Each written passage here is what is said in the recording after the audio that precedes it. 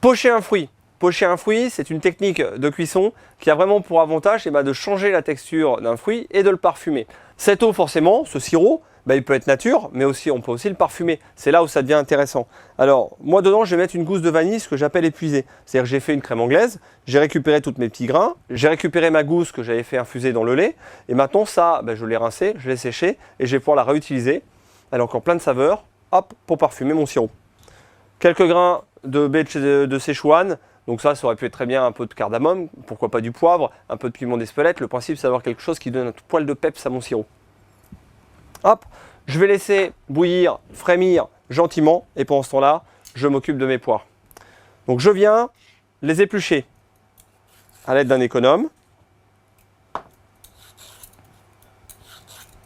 Alors, cette technique de pocher dans un sirop est valable avec tous les fruits. Alors, quand on est avec les poires, il y a toujours un truc qui nous dérange, c'est le cœur à l'intérieur. Si on veut garder la forme, c'est difficile de garder le cœur. Eh bien, ce qu'on va faire, c'est qu'on va tailler une petite base. Ça, ce qui va nous permettre de faire tenir notre poire bien droite. Et ensuite, avec un bit-pomme, je vais rentrer pour l'enfoncer à peu près jusqu'aux 2/3 de la poire. Donc bien droit au milieu.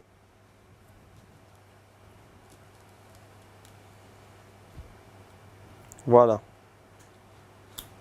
Et pour que ce tube sorte bien net, je viens juste au-dessus du cœur faire une petite encoche avec une pointe de couteau de manière à décrocher le cœur.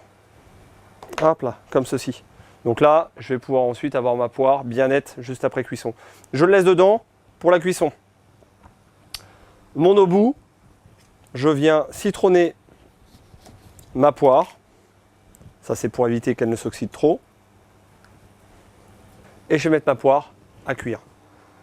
On va éviter les grosses ébullitions qui vont donner des gros bouillons qui vont venir faire éclater mes fruits. On va plutôt préférer un petit frémissement. Il faut être au-dessus de 90 degrés à peu près.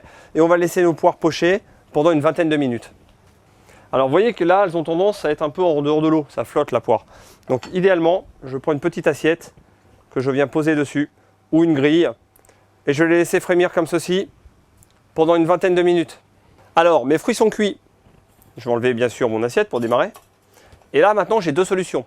Soit je vais utiliser mes fruits directement chauds ou tièdes dans une préparation, ou alors je veux un peu les conserver. Si je veux les conserver, je vais prendre mon sirop et je vais laisser refroidir mes fruits dedans.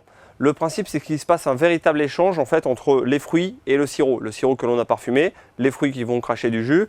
Et donc tout ça donne un ensemble homogène, ce qui permet de récupérer et le sirop d'un côté pour d'autres préparations, pour un biscuit, un bibé par exemple, ou ce genre de choses. Ou alors les fruits, tout simplement pour des coupes de glace, pour des préparations avec la très célèbre trace de chocolat que l'on peut faire couler dessus, ou pour garnir des tartes. Il faut aussi se souvenir que pour obtenir de beaux fruits pochés, il nous faut de beaux fruits au départ. Donc on évite tout de suite tous les fruits qui sont trop durs, trop mûrs, un peu abîmés ou quoi que ce soit. Sinon, votre résultat à la fin ne sera pas à la hauteur de vos espérances.